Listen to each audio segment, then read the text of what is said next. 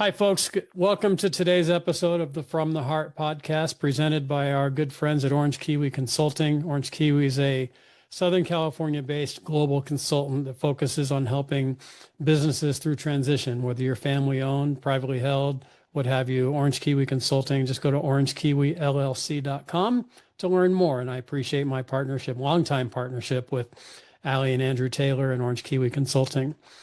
And ironically, my guest today dabbles a little bit in the family business consulting space as well. Jeff Parnell comes to me through a mutual friend. And I believe, Jeff, you're in the Carolinas, right? Is that accurate? I grew up in eastern North Carolina, but I now live in Erie, Pennsylvania. So I'm a transplant that's right. north. That's right. Still East Coast, 3 hours later. So we're recording this on Monday, what is it? Today's the 9th of June, and Yes. late in the afternoon there, mid-afternoon here in Southern California. A little bit about Jeff's background. So for about 30 plus years, he has had roles at the C level, the chief executive level across digital and direct marketing, consumer products, sporting goods, manufacturing, distribution, B2B, including 15 years as a CEO. He provides interim and fractional CEO services, succession, exit and transition planning, retail e-commerce optimization work. We're going to jump into more of your background. So a lot of what many of our audience members, Jeff, are in the family business space. That's the space I've been in, as you know, for a long time as well. I'd love to just start there. So I could tell you for hours how I got into the family business space, but nobody tuning in today cares about that. They want to hear how you got into it. So what was your first entree into the family business space? Well, first of all, it's great to be here. I absolutely love your podcast. Thank you, my friend. I've been Good to following have for one a listener. months. I love the guests and what you do and your heart approach, pardon the pun, but There you go. And yours too. We're going to get to that too in a little bit. terrific. Great to be here. So nearly all of my background is in family businesses, large and small. And my first entree was into a company called Overton's back in 1988. And I'd met the owner of that company, just a great man who's my most treasured mentor, now 81 years old, Parker Overton. I met him when I coached his daughter, who's a world champion water skier, one of the best females in the world for a number of years, coaching his daughter in junior high girls basketball. So I got immersed quickly. We dilly-dallied back and forth for a couple of years. Then I called him one night and said, Parker, I think Lord's told me it's time for us to get together. And I think he said something like, well, I think the Lord might have said that to me too. And a day later, we had a deal, and I was on my way to Overton's, and it was a textbook case in family businesses right there. Yeah, awesome. What did you, without diving into the details on that, was there a time, for me, the time that I realized that I really wanted to work in this space? I worked in several family businesses over the years. I was doing executive education at USC back between 2007 and 2011. Yep. And every now and then we'd get a client that was a family business. And I just kind of gravitated, really, it wasn't a conscious decision, but I enjoyed those programs more than I enjoyed the others. And when an opportunity came up to work in that space full time, I jumped at it. Was there a moment or a kind of a time when you thought, you know what? Not just Overton's, but just family business in general is something I really love doing. And I want to it's a great question. I spent 10 years with Overton's, and my next opportunity, which was my first CEO opportunity, was also with a family business, a very different kind of business up in the Chicago area. And I started rolling together one family business experience after another, and then realized, there's a lot of common thread, there's a lot of uniquenesses, but there's a lot of commonalities too. Families have their own sets of opportunities and challenges, and learning to navigate that became something I really became passionate about. And of course, today, a lot of the businesses that are transitioning have intertwined family relationships that need to be optimized. Yeah. Talk a little bit about transition. We're going to get later into your book, but I've noticed in your bio and in conversations with you, and also with our sponsor, Orange Kiwi, how they really focus in on helping families through transition. What is it about that transition that floats your boat, so to speak? First issue is the challenge. They're never easy. Yeah. There's all kinds of nuances that you have to get into. There's family histories. There's everything from good and bad that kind of gets rolled into this conversation. You've got husband, wives, you've got kids, you've got relatives involved, and they're just so unique and challenging. And I love a challenge. Yeah. And these families, in most cases, that have worked so many years, they've got their legacy tied up in the business and they deserve to transition, whether it's exit, succession, whatever it might be, get the business fixed, what have you. They deserve to take that next step properly to protect the legacy and let everyone win. Have you noticed, and I don't know how I would answer this question if it was asked, so maybe it's not fair that I ask you, but have you noticed a common denominator in families that have a successful transition versus those that don't? Yes, I have. And I would say that whether it's a family business or any business, there's a certain openness and transparency and vulnerability and honesty that is paramount in the best family businesses. Uh, it's not a matter like a guy who has just started a family office told me, we don't always get along with everything, but we talk openly, we disagree openly, and we get to Yeah. the root of issues. Those families that do that well and can be really authentic with each other and honest, they can do well. The ones that have hidden agendas, uh, issues that have not yet been resolved over years, those are challenged. They have to get those things worked out. Yeah, and finding the communication is very key too. The ones that I've talked to Absolutely. that haven't done it well or aren't doing it well, it's like, oh, we never Yes. talked to dad about that. We wait for him to come to us. Oh, yeah. Particularly when you get another generation involved, that's a very common thread Yeah, almost every time. Getting through to the parents, the sibling rivalries, all these kinds of things. It's yeah, it's fascinating. And again, it's work that needs to be done. yeah. Are there questions that you typically will ask when you go in? I know some consultants, and I do this as well. When I'm talking with a family business, there's a list of questions that I'll kind of go to first to, Mhm. gauge their level of seriousness, their level of urgency, their level of readiness, who's going to be the potential successors. Are there things that you will kind of always go into or lead with? I'll tease that out early. What's your current plan for succession slash transition? Yeah, And you get a sense of what they're thinking. Again, some cases it's been known since almost birth who the next person is going to be. Whether that person is the right person or not is another whole subject for yeah, about six more podcasts. right. But There you go. it's really a matter of, do they have a plan? Who's that person going to be? What are their preconceived notions? And then what are the traits of that person? What are they bringing to the table? And then I like to make the rounds and get to know the other people and get their interpretation Yeah, and to validate what I've heard and also get a sense of, you'll see cases sometimes somebody doesn't want to be the next person, or sometimes somebody feels like they were overlooked. yeah. So getting an understanding of all those dynamics, it's tricky, but you really need to learn as much as you can up front before you decide to embark on that engagement. You came into this family business as a non-family executive. I've gone into family businesses full time as a non-family member in the family business as well. What advice would you give if there's somebody out there right now that maybe is just entering into the C-suite of a family business, but they're not of the family last name? Advice for Okay, these so non-family utilize executives? the outsider label as an advantage. Okay, you don't have the history of whatever might have gone on last week, years ago, at birth, anything else. Utilize that to your advantage and take it, leverage that to really go in listening and learning. That's a big, big opportunity right there. And also, don't come in playing favorites. Yeah, Be very open. I've seen situations where there were husband and wife teams that were somewhat dysfunctional.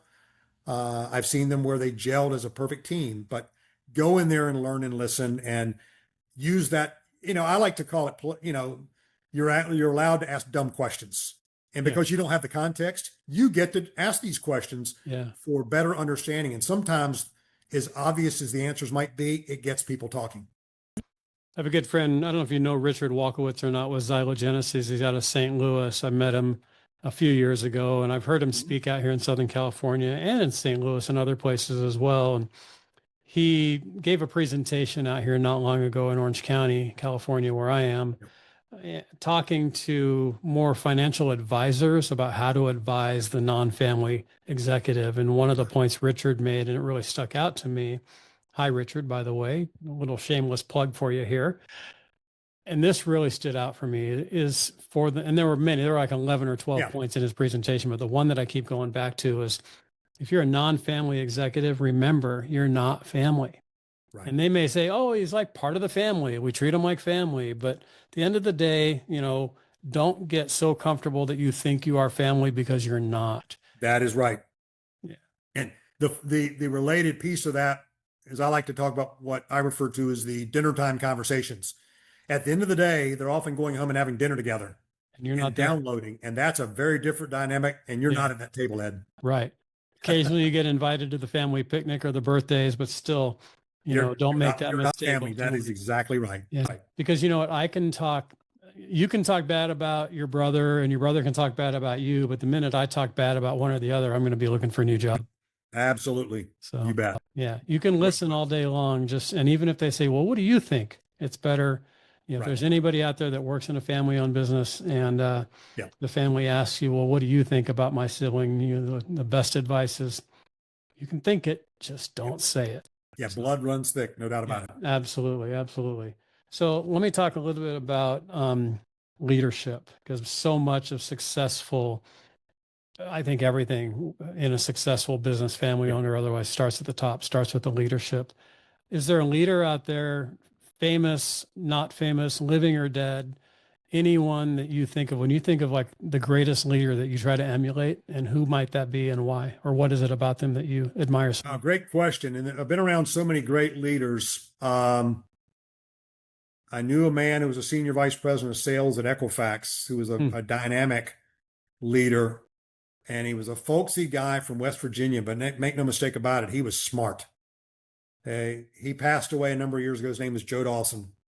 An amazing leader because he was real, he was authentic, and again, very charismatic and led beautifully. Now, some of the leaders that I have admired over the years, their model, their style isn't exactly what the doctor ordered today, but Lee Iacocca is someone I grew up. Sure. I mean, he saved a company and convinced people to buy American cars at a time when one was going out of business. Yeah. Yeah. And one of his famous quotes is lead, follow, or get out of the way. Absolutely. One of those quotes that I love. And I think that's such great advice. I've used that advice and wisdom so many times, is in every situation, whether it's in your church, in your community, in your business, in your family, lead, follow, or get out of the way so that those who are leading or following can do their job. Exactly. And he also said, and most of my CFO friends like this, but some don't let the bean counters run your business. Exactly. Because he needed to know numbers. You have to grab hold of numbers. No two ways about that.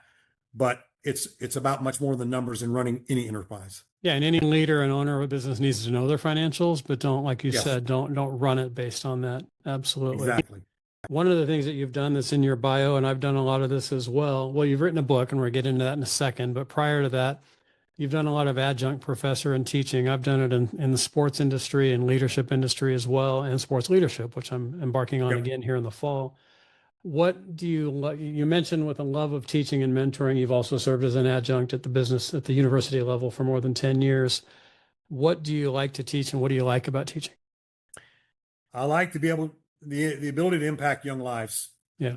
I like the openness and vulnerability that many of them bring to the table. Not all, but many of them.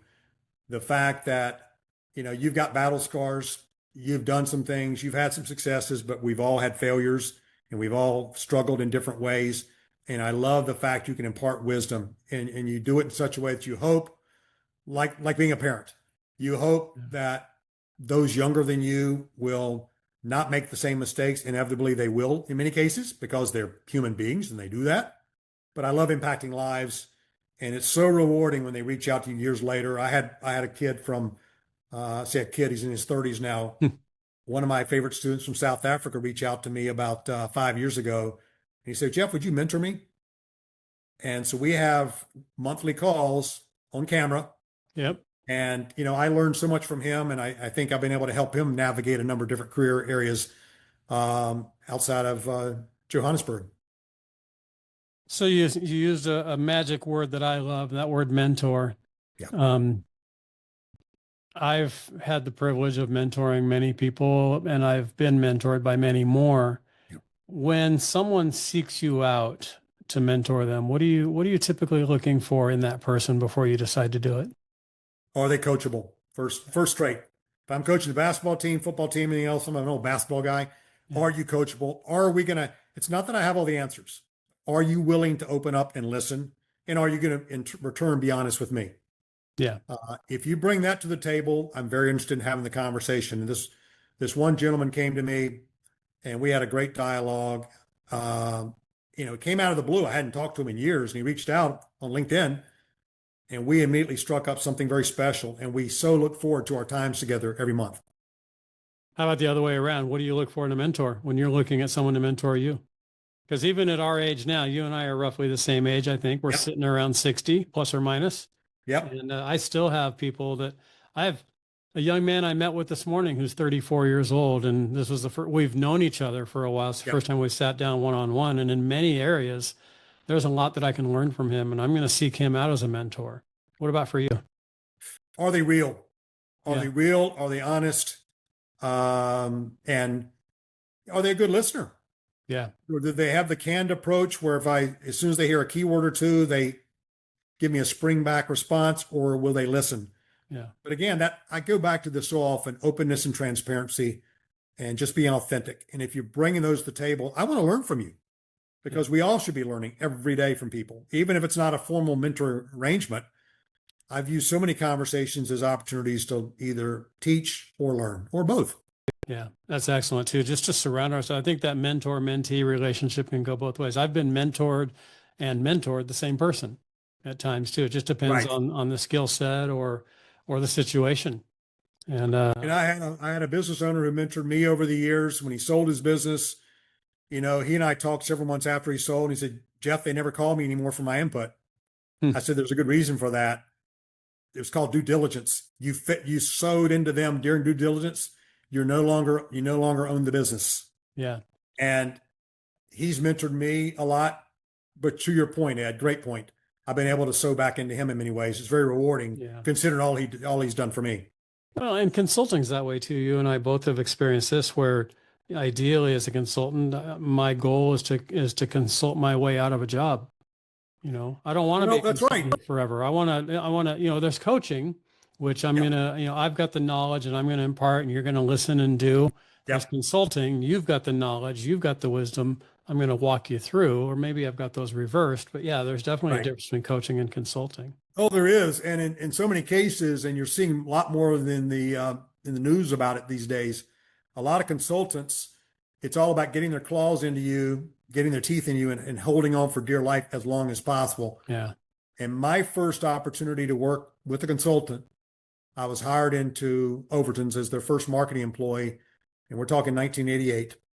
And they had a consultant who knew catalog circulation extremely well. That was my job, to learn the numbers, make the numbers work, and mail millions of catalogs. He taught me a great deal, but I always felt like there was some information he was holding back. And I finally had to go to the owner and say, "Hey, listen, if I'm going to grow and I'm going to take this thing, you got to let me sink or swim. It's going to be painful for a little bit, Yeah. but this guy's not going to teach me but so much, because he wants an annuity for the rest of his years." And that wasn't going to help me grow. So I had to take some shots across the bow, but it was very worthwhile. And I made up my mind there too, Ed. If I was ever going to consult, or I refer to it usually as advisory work, I want to put myself out of a job. I want to get you to the point as a client where we're friends. We've had a great relationship. You feel like you've grown, but you don't need me anymore, unless we want to stay in touch through some informal or periodic kind of relationship. But I'm not there day and night the way I might have been during the prime part of the engagement. Yeah, I had a client a few years ago that I worked with on a regular basis. And at first we started hourly, then we went to monthly. And then it was just like, look, you're going to call me every now and then. I'm not going to charge you. And it's, Exactly. You've paid me well. I've had the opportunity and the privilege to serve you in the family business for quite some time.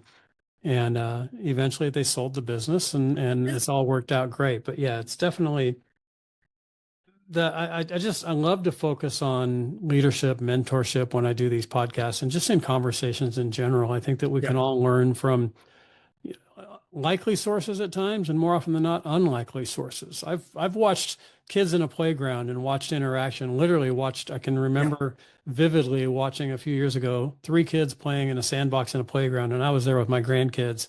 And I was watching these kids play, and I learned a lot about leadership and followership from Yep. watching these kids. And I wasn't there looking for that, but I was just Yeah. so impressed by what this little 7-year-old, how he was leading the two kids that were obviously older than he was. So very Yes. unlikely source, but I learned a lot. Yeah. There's opportunities everywhere if you open your eyes. Yeah. It's out there in every dynamic. You're Yeah. exactly right. Yeah. You can see who the leader of the pack is, so to speak, in just about You every sure can. situation. You mentioned, again, last couple of questions before I get into your book. You also have served on boards, I'm assuming, for and nonprofit. How do you choose where you say yes when it comes to serving on a board? I want to believe in the mission that it aligns with my values, and that the company is serious about change because you're growing, you're prospering, or you're in trouble, whatever the case may be. It's about change. Are you open? Are you real, honest? Yeah. Am I going to be a figurehead just coming in, punching in? I don't want to do that. And I've had an experience or two in my life that have reminded me that life's too valuable. It's about having an impact. And to do that, Ed, you and I have to be honest with each other. If Yeah. we are, we can have a great relationship. Yeah. All right. So you danced on it. So I'm going to go there now. So Jeff has written a book that's coming out this year. It's Well, not. I'm writing a book. It comes You're out in writing. Okay. Q3. All right. Still a few some chapters still to be done, but we're close. Yeah, I've learned, and you have too, and I think we talked about this in our prep call the other day, that, it's really all the authors I've talked to and all the people who've written papers, and I've done that too. The hardest thing is knowing when it's done. Yep. Because the minute you send it to my book, Boomer Wisdom, right now is at the publisher, and I just feel like I want to pull it back because there's so many changes I want to make, Yep. but I have to just let it be. And I'll write another book. That's where I'll make. I can't wait to read that, by the way. I'm looking forward to seeing how it's at the editing stage now, and there's a lot coming back. So Yeah. your book is called The Heart of Transition. I love it because my last name's Hart, but it's Yes. it's the traditional H. I spelled it the traditional way. You spell it the right way, right? I spell it my last name way. So it's a book about business success and transition, exit planning, et cetera, et cetera. The forward is written by a leading cardiology surgeon at Cleveland Clinic, as you mentioned here. So let's touch on that. I get that it's not just you got a cardiologist to write this because it's called The Heart of Transition. Yeah, it wasn't just Tell for my fun. audience the story about why that title. Yeah. And I got to say, I love this story. There was a couple of years after this took place, I didn't so much talk about the story as much as I do now, but I now think it's my obligation. So 7.5 years ago, I was the very fortunate and blessed recipient of a heart transplant at Cleveland Clinic. I had a heart that was slowly weakening. It was like a battery running out of charge. It could not be recharged. They tried different things, but I picked up the phone a month after an appointment in January of 18, called my regular cardiologist in Cleveland, said, listen, I need to come back. I'm just not feeling well. And I went back, and they do what they always do. They ran you through a battery of tests. So they did, and they said, you're not going anywhere for a while. Long story short, I left 5 weeks later with a brand new transplanted heart. And frankly, after a short little rehab, you get weak in this process going through. I lost 20 pounds in the hospital. I was there 5 weeks, but after that very short little interval, I've never felt better in my life. Wow. What do you know about the donor? I don't know anything, Yeah. You have to interface through a third party. And I wrote a thank you letter at the 2-year anniversary because what I've tried to remember, and I do, is they had a loss, I had a gain. Right. And so I wrote a nice note. I didn't ask to meet them. I didn't put that out there. I figured I'm going to put the bait out there. If they so desire, and they may decide 10 years from now to do it, right. I'm happy to meet them as a service to them because they had a loss. But I don't know. I've made up all kinds of stories for friends about it being a star athlete or yeah, exactly. It's like reincarnation. All of us were a famous athlete in a previous life. Nobody was Joe the plumber. Yeah, exactly. And people have asked me a lot about, do you see changes? And there's a medical phenomenon. You can take on new characteristics. Maybe I have. I know I'm more grateful than ever before. Yeah. I don't know if that's the donor or the fact that I have a lot to be grateful for. All right, let's go there for a minute. I know you're a man of faith, and I don't jump right into that every chance I get on these podcasts. Yes. How has that process? This is Ed trying to find the right word. I'll use the word bless. Other than the obvious, you're alive today because of that. How do you look at that event from 7.5 years ago, beyond my life is saved, as a blessing? In what way? Well, I mean, these events are miracles. I mean, they absolutely are. Regardless of, Cleveland Clinic's world class. They get the number one ranking in heart care. They've done it 30 some odd years in a row now. I'm very fortunate to live up in this area, an hour and a half from their main campus. That being said, a lot of people don't get a transplant. When I was been out a month, I came across an article in the Erie, PA paper about a guy I knew very well. We weren't close friends, but we were acquaintances. And it mentioned he died while waiting for a heart. So you go back, very fortunate. Here's what really kind of emerged to me. It's a long process. 5 weeks is a long time. And really that 3.5 leading up to the actual event. It's painful physically. I got opioids for about a day till I realized something was wrong. I said, whatever those are, I don't want any more of them. Yeah. They said, you're in pain. I said, I don't care. Give me Tylenol. So I went through a lot of physical pain. It was very difficult. The beds aren't the most comfortable in hospitals. They're not the Shangri-La by any means. Yeah, you're not at the Ritz-Carlton by any stretch, sure. No, but what's interesting, the day I got the call that my heart was coming in, it was a Saturday afternoon in February of 2018. My brother, my best male friend, my wife's my best friend, Yep. had come up from South Carolina, driven, I don't know, 10, 12 hours, just to spend a few hours with me. And my wife tells me, she calls me Jeffrey. She's the only one who does, other than my late mom. I'm Jeff. She said, you were at such peace that day. And that was not my peace, because I'd gone through a tough stretch there. I was very peaceful. He left to go back to South Carolina. The phone rings. I get my heart. They tell me you're going in tomorrow. And what's interesting here is everybody says, well, the night before you're getting your transplant, because they called me and they said, we're going in tomorrow at 10 a.m. They said, I bet you didn't sleep at all. And I said, you're right. I sure didn't. They said, well, I bet you were scared. I said, no, I wasn't. I was excited. Yeah. And that was God. I mean, I'm the guy that doesn't necessarily like to give blood. Yeah. When it came time for transplant, I was the life of the party, Ed. When I get rolled in there the next day, and it took several hours. I think it was 1:00 in the afternoon on a Sunday when they actually started the process. But I was like, let's go, let's do this.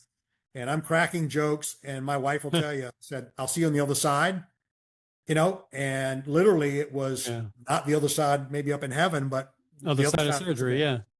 Yeah. And I couldn't wait. I couldn't wait to get this thing done so I could put it behind me. And then 36, 40 hours or so later, I wake up, and I was obviously very groggy, but I can tell you there was not an ounce of fear in me when I went in there. I just couldn't wait to go down. And my wife will tell you too, she wasn't worried. Very strong woman of faith. We knew we were coming out victorious out of this thing. And that was not our own strength. No way. I'm reminded of one of my favorite stories of one of my favorite old motivational speakers and authors, Zig Ziglar. Yes. And Zig tells a story about how he was at an airport. I'm probably making up details, but my details from the story are: it was the Wednesday before Thanksgiving. He's been out traveling. He's getting ready to fly home, gets up to the counter at the airport and finds out that the flight's been delayed. And everybody's grumbling and upset. And he's like, fantastic. And I'm not going to, imitate his Southern accent. I've heard him tell the story on video. And people are like, what do you mean fantastic? He goes, the way I look at it is, if they're going to delay this flight, one of three things is happening. And if any of those three things are happening, I don't want to be on that plane. Something's wrong with the plane. Something's wrong with the pilot. Something's wrong with the weather. And if they're going to fly the plane with a bad plane, a bad pilot, or bad weather, I'm not getting on that plane. So the way I see it, it's fantastic that they're delaying this flight. So yeah, you knew going in, this is fantastic. I know what the heart I have currently, I'm not making it much longer. So. They tried a device called an LVAD, a left ventricular assist device, and it was not working. So I was on the clock. They had thrown everything at me but a new heart. Yeah. And it was, get the new heart or you're not going to be around, period. They had, I mean, believe me, that team over there is amazing, and they tried everything known to man, but it wasn't going to work. And then what was really interesting, I can tell you this as well, can go into more detail if you like. I got to meet the surgeon, and that was a real life-changing moment. How so? Well, when you go through a transplant, there's not usually a consultation where here's the guy that's going to do the work. They've got their rock stars on hold, and whoever's called when they're on duty, they're coming into the game with the bases loaded. They are coming in with bases loaded, 2 strikes and 2 outs. That's exactly right. So I never met him. he came by to see me and I was still asleep. My wife got to meet him, but I reached out to the transplant coordinator at Cleveland Clinic, said, I want to meet Dr. Smadira, Nicholas Smadira. I'll mention his name. And I got to go see him during COVID. And I said, so what goes through your mind when you get the call and you're ready to go in and you're on tap to save someone's life? He looked at me with these steely eyes. He said, Jeff, I love what I do. I get the team together, said, we're going in to win. And I'm thinking to myself, what a blessing, because had I been interviewing people, and I've met some of the others and they're all rock stars, as I said, this is the guy I want. Right. This is the guy I want on my basketball team on Sunday afternoon and pick up because he's going to scrap. He's expecting to win. And this is high risk. You don't get that right 100% of the time. You can't. Yeah. But I felt nothing but total confidence. It was all real. And boy, what an impact it made on me. Much lower scale. I had a knee replacement 2 months ago, my left knee, and I did have the opportunity to meet several times with my surgeon beforehand. And, and I had met other doctors as well. And it wasn't a conscious decision to not go with others. It was just more timing and circumstances. But I'm so glad that, Dr. Travis Skade out of Hoag down here in Irvine, California, if anybody needs a orthopedic surgeon, he's your guy. Yeah. I've plugged a lot of people here today, and I like that. I like being able to, we all should be able to talk about and brag about those that have done great things for us. But same thing. I mean, he was the best of the best. I mean, had he been the only option, I'd have been thrilled. And if he was one of many, I still probably would have chosen him. But mine was a left knee. It wasn't life or death like yours. Yeah. What? It's an amazing guy. Yeah. So 7.5 years since this happened. What would be, hard question again, for me to ask, maybe it's easy for you to answer, the biggest aha, if something comes to mind prior to going into, obviously you talked about the joy of knowing this was going to happen. Looking back, is there a big aha or a big surprise or something you just didn't expect that, other than you now have a new heart and you're healthy and doing great things? Anything come to mind or come to heart, I guess I should say? I felt going in, I would be very grateful and thankful to come out on the other side of this. But that can't do justice to what I really felt once I awakened and had my senses about me a couple of days after the surgery, because you can't simulate that. Yeah. But to know I was literally at the doorstep, and it left me feeling, Jeff, take a long look at a lot of things. And I wasn't out robbing banks and stealing money or anything like that. But, look at everything and figure out how you can make an impact. People need to be encouraged. And my favorite movies have always been those that encourage people. They're underdog stories. Rocky is my favorite series, probably all time. Yep. And, that's what it's about. How can you impact others? And I really, first couple of years, I didn't talk a lot about my event because, the stereotype might have been, well, Jeff's going to be weak. He's fragile. But once I got comfortable in that skin a couple of years out, it's like I wanted to evangelize people with it. I love it. For those that are watching online, I'm about to put up on the screen. It says coming in 2025. You can type and go on just theheartoftransition.com.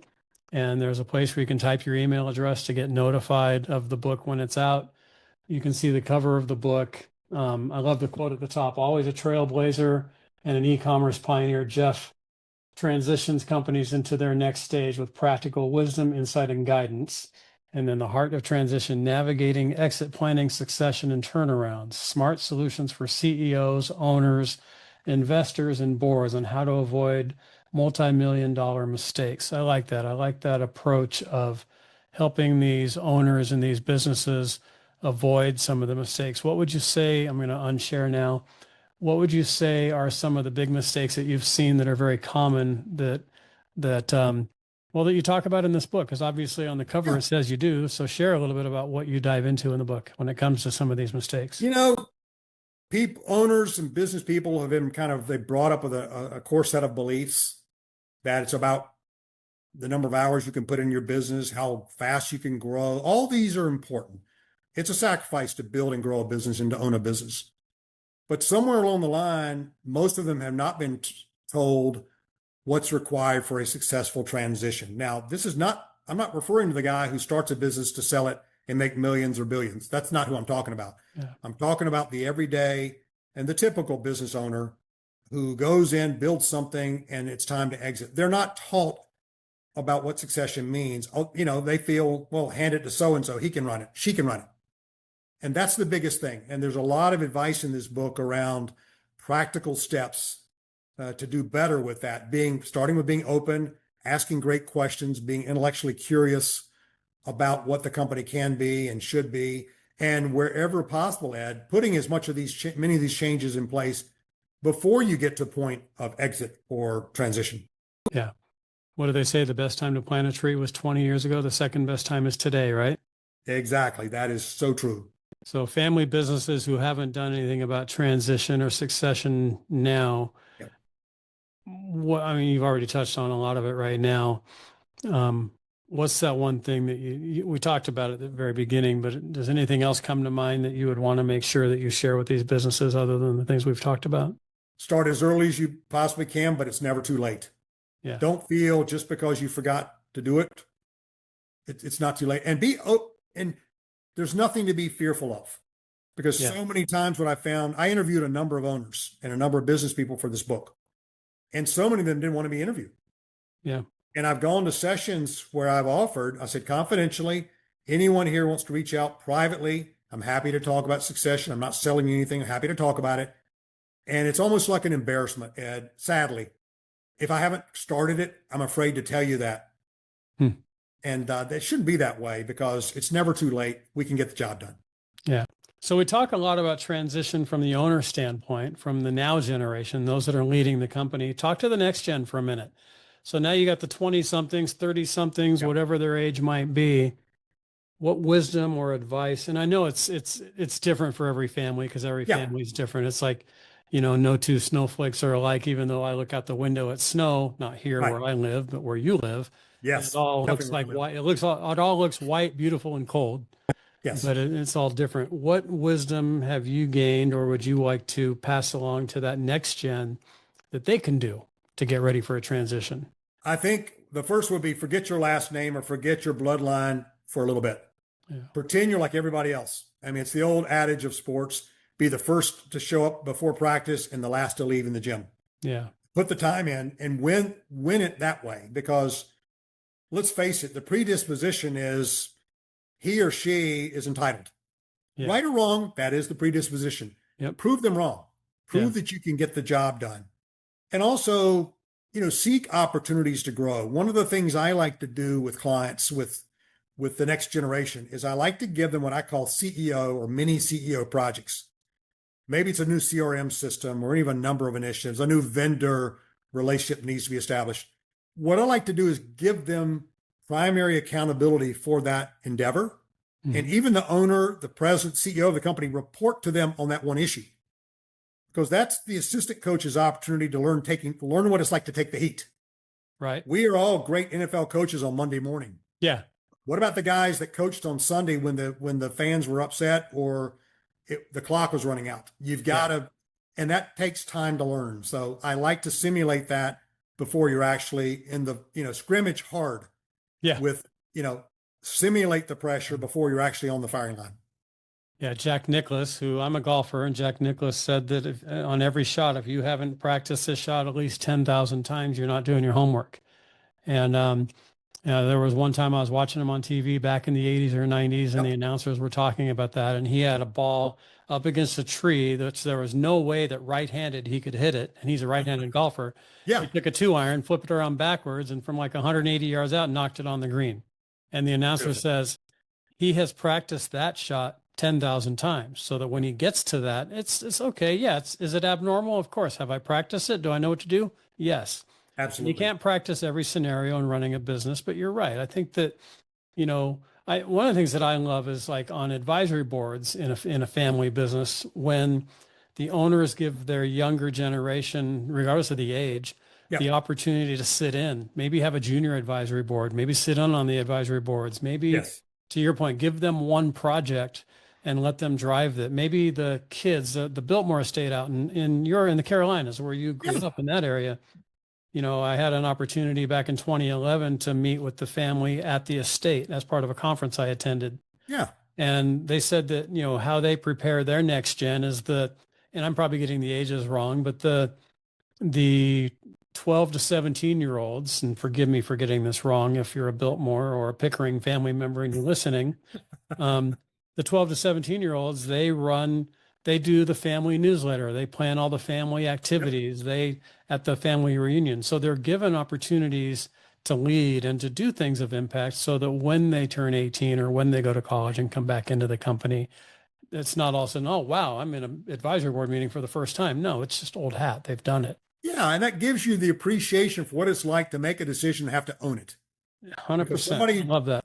why did you do this in the newsletter? You botched this or botched that. Well, Mhm. okay, next time I'll do better. Yeah. But it's just so unfair to be in a situation where you're taking shots at people and yet you're never on the firing line. That Yeah. that math doesn't work.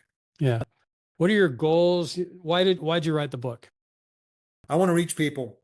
When I explained to Dr. Smadira my feeling that there was a metaphor between the transition you go through with what I dealt with in a heart transplant and a transition to business, primarily being when you go in, you want to keep the good, the things you're doing well, you stick with those, but you have certain rules post transplant, post transition to business.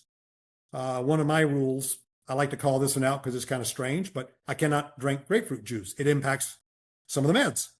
Okay. Interesting. That's a rule. I have to follow that rule. Well, in business, when you transition, maybe certain pet projects, maybe boondoggles, maybe any of a number, maybe certain processes, they have to get abandoned. You don't throw everything out. You keep the good, but you have to do things differently. So that's the big thing for me. How do you go forward, leaving behind the old stuff, but again, leveraging your heritage and what you bring to the table that's positive. As you're talking, I'm hearing I'm in love with the English language and words and how we, and a lot of it is I had a mom who was an English major, and when I was living away from home and I'd send letters home, she would grade the letter and send it back. First little while, I was like, "Oh, screw that! I'm not writing to her again." But then I realized, you know what? She's teaching me, and it really, Yes, I that's right. love it. So your book is called The Heart of Transition, which leads me into what I want to share for a second. But when you switch those words the other way, the transition of heart, I think about the transition from father to daughter or mother to Yep. son or business owner one to business owner two. We have to remember there are those things that have to happen in a transition, the heart of Yes. transition. But also remember, if you're working in a family business, whether you're part of the family or whether you're not, remember that the heart of the business has also changed. Yes. I own the business, I run the business, I have my heart, no pun intended on the last name. Yeah. Yeah. I pass it to my kid or the non family executive. They have a Yep. different heart. Yeah, the company can keep the core values and the company can keep the mission statement, the vision, and so forth the same. But just remember that that leader has a different heart than the previous person did. Well put. And that business, in effect, has received a transplant of a new Right. heart. And Great point. some things will be different because no two people are alike. Yeah.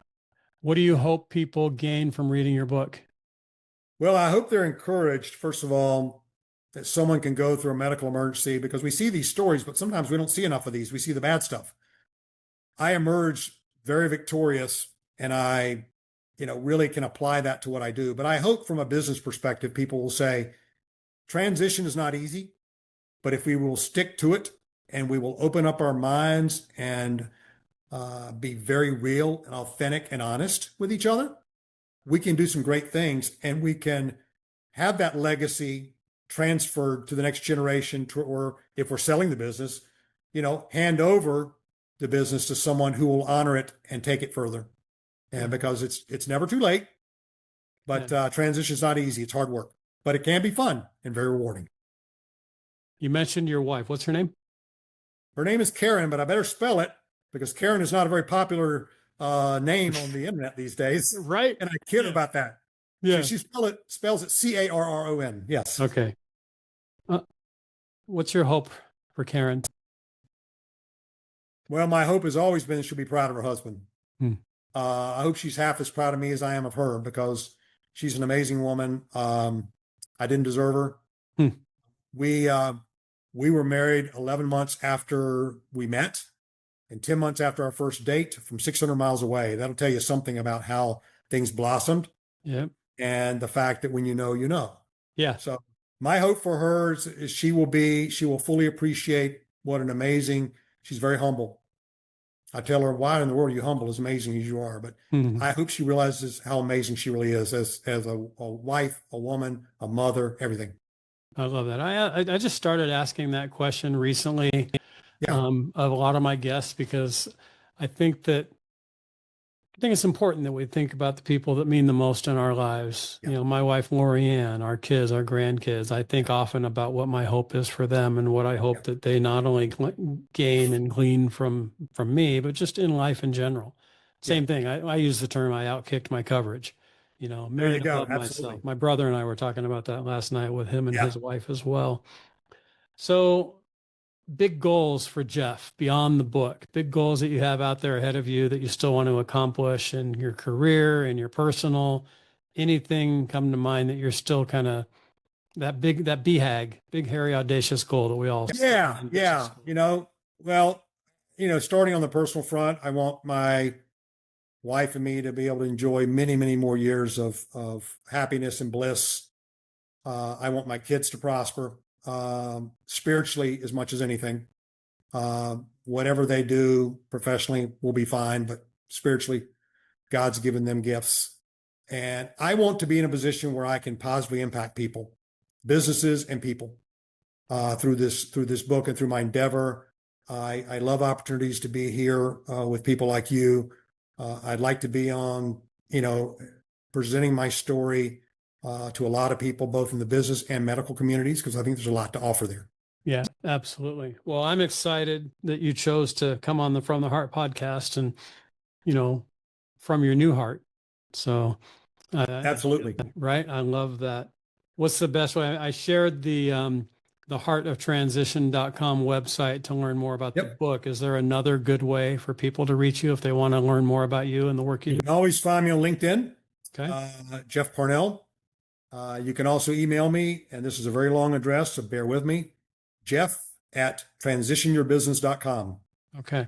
So, yeah, I'd Excellent. love to hear from your audience. Love to talk about anything and everything involving transition, personal or business. Excellent. Well, we're just getting started in this friendship, and I'm excited to spend more time with you and to be in the same room with you at some point. We're 3,000 miles away from each other, but it's a small world after all, as they say, right? So we'll It probably is, find and we're going to ourselves in the find a way to same room. close that gap. I can't wait, Ed. Yeah, same with me. So I end the podcast with the same question, and it's going to mean something a little bit different to you than it does with any of my previous guests. And Okay. this is, I believe, when we put this up, it's going to be about episode number 125 or so. Okay. And probably close to 100 of those have been with guests like yourself. Mhm. I don't believe, and I could be wrong, but I don't know of any of my previous guests that's had a heart transplant. So, Jeff Parnell, when I ask you this question, um, it's going to have a dual meaning for you. Okay. Okay? And you know what's coming. Jeff, what's in your heart? My heart, I'm going to start with gratitude because I am so grateful that God allowed me to have a second chance because many don't. And I just want to give other people and other businesses that opportunity, however He'll use me.